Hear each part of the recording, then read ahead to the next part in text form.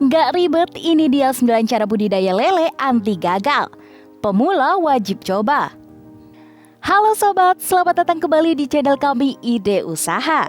Channel yang selalu punya ide-ide menarik soal bisnis. Hari ini kita akan membahas tentang cara budidaya ikan lele untuk para pemula versi Ide Usaha. Seperti yang kita tahu, ternak ikan lele digadang-gadang membawa keuntungan yang besar. Tak lain karena ikan ini selalu laris manis di pasaran. Nggak heran kan kalau permintaan lele di pasar nggak pernah absen. Nah, buat kamu yang jeli melihat peluang ini, kenapa nggak coba ternak lele kan? Masih pemula? Tenang saja. Ternak ikan lele nggak serumit apa yang kamu bayangkan. Kamu hanya perlu memulainya dari video ini. Pastikan untuk menonton sampai selesai ya, agar tidak salah paham. Namun sebelum lanjut, klik dulu dong tombol loncengnya, agar kalian tidak ketinggalan info terbaru dari channel ini.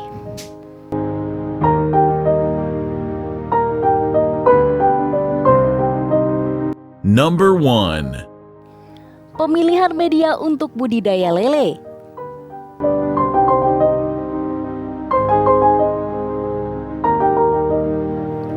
Ada beberapa pilihan media untuk ternak lele, seperti kolam tanah, terpal, dan yang lainnya. Dan kali ini kita akan membahas tentang media kolam terpal untuk budidaya lele. Kenapa? Karena kolam terpal tidak memakan lahan yang luas. Pembuatan kolamnya pun juga mudah, termasuk pemeliharaannya nanti. Terlebih lagi, bisa ditempatkan di mana saja loh.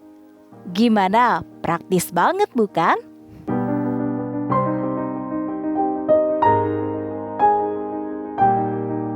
Number 2. Pembuatan kolam.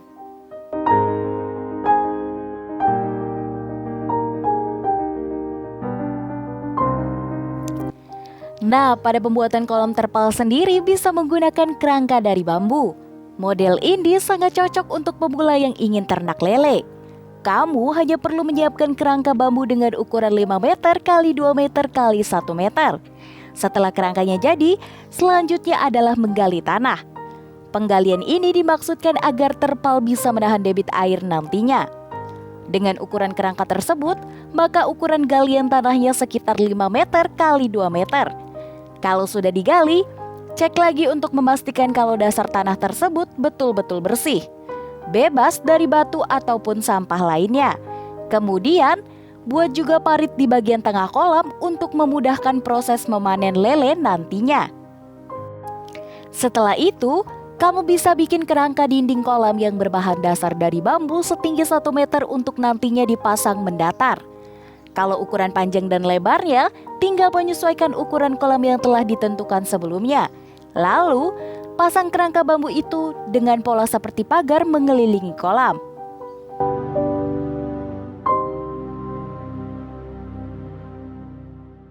Number 3.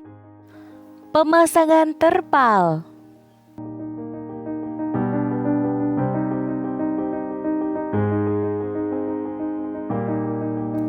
Sesuai namanya, kolam terpal. Kamu harus memilih terpal yang berkualitas. Karena ukuran kolamnya 5 meter x 2 meter x 1 meter, jadi terpal yang kamu butuhkan adalah 8 meter x 5 meter. Jangan lupa untuk mencuci bersih dan bila perlu gosok-gosok terpalnya agar zat kimia yang melapisinya hilang semua. Kalau sudah, pasang terpalnya mengikuti bentuk kolam dengan hati-hati agar tidak mudah robek.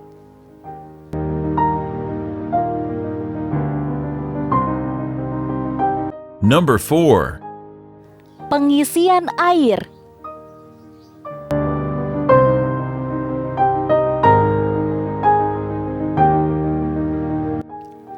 Kolam terpal yang sudah siap bisa diisi air dengan ketinggian 30 cm terlebih dahulu. Diamkan selama 7 sampai dengan 10 hari agar lumut dan fitoplankton mulai terbentuk. Tambahkan air sampai ketinggian 80 sampai dengan 90 cm. Barulah setelah air siap, kamu bisa menaburkan daun pepaya dan daun singkong yang sudah dipotong-potong untuk menghilangkan bau yang ada.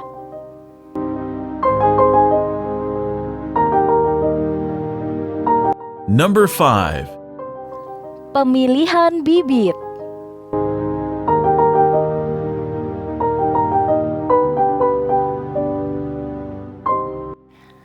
Kalau urusan kolam sudah beres, kamu bisa siapin benih lele yang unggul. Benih yang berkualitas sangat mempengaruhi hasil ternak nantinya. Kalau sampai salah pilih, bisa-bisa benih yang ditabur akan mati. Adapun ciri-ciri bibit lele yang bagus ialah memiliki gerak aktif, warna kulitnya mengkilap, ukurannya pun seimbang dari kepala sampai dengan badan, dan tentunya tidak ada cacat.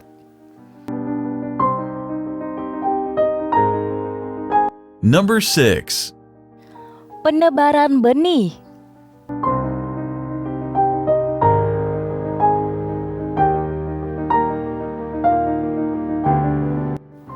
Poin penting yang harus diperhatikan dalam menebar benih adalah tidak langsung ditebar ke terpal, tapi diletakkan dulu ke wadah yang berisi benih, lalu dimasukkan ke dalam kolam secara bersamaan. Diamkan selama 20-30 menit dan miringkan wadah itu, agar bibit lele berenang ke arah terpal dengan sendirinya. Cara ini ditujukan agar benih yang dipilih tidak stres dan bisa beradaptasi dengan lingkungan yang baru. Dan waktu yang bagus untuk penebaran benih adalah pagi dan malam hari. Lalu esok paginya baru diberi makan. Jangan lupa untuk pantau perkembangan benih-benihnya ya. Kalau ada yang mati, segera ambil dan buang, agar tidak menimbulkan bau tak sedap.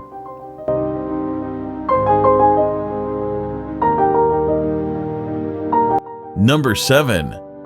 Pemberian pakan.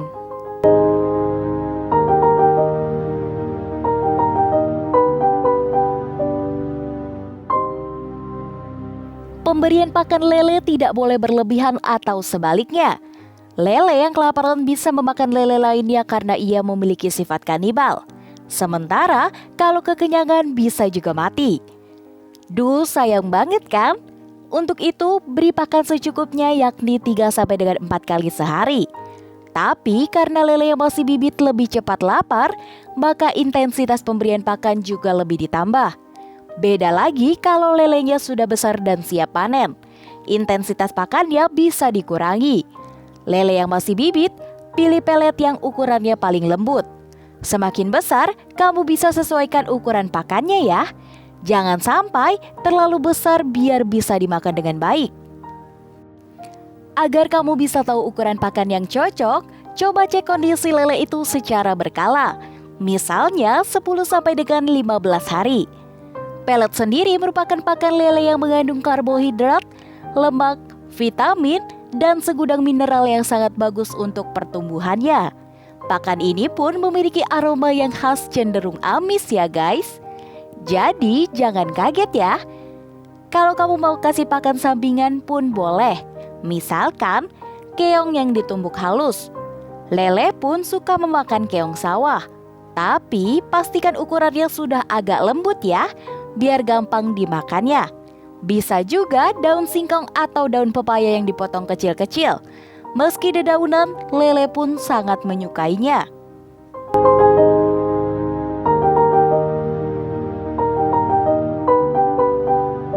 Number 8.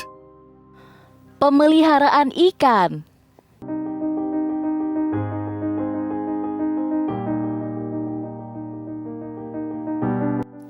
Menjaga kebersihan kolam sangat mempengaruhi ikan-ikan yang ada. Karena itu, setiap kali memberi pakan dan ada sisanya, segera bersihkan ya. Kalau sudah tercium bau busuk, sudah waktunya untuk menguras kolam. Jadi berapa lama waktunya tergantung dengan kondisi kolam itu sendiri. Tapi kamu gak perlu khawatir ya guys. Kalau kolam air berwarna hijau, itu tandanya airnya bagus. Sementara kalau masa panen tiba, air kolam itu nanti akan berubah jadi kemerah-merahan.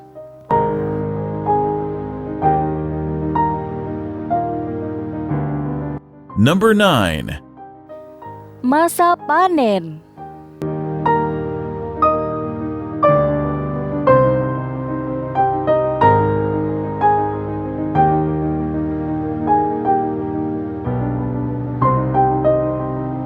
Setelah menunggu 2,5 bulan sampai dengan 3 bulan, sudah waktunya untuk panen ikannya.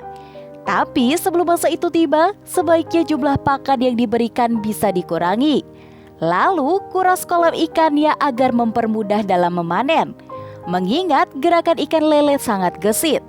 Kalau banyak airnya akan lebih sulit untuk menangkapnya, bukan? Kamu bisa pakai jaring agar lebih mudah untuk panen ikannya. Jangan lupa pakai sarung tangan ya, agar tidak kena patil. Idealnya lele yang siap dipanen bisa berjumlah 5-9 ekor per kilonya. Kamu bisa menyeleksi ukurannya sesuai dengan permintaan pasar. Kalau masih kecil, bisa ditaruh lagi di kolam untuk dibesarkan lagi. Pasti akan ada ukuran yang berbeda-beda, baik itu besar ataupun kecil. Itu karena porsi pakan yang dimakan.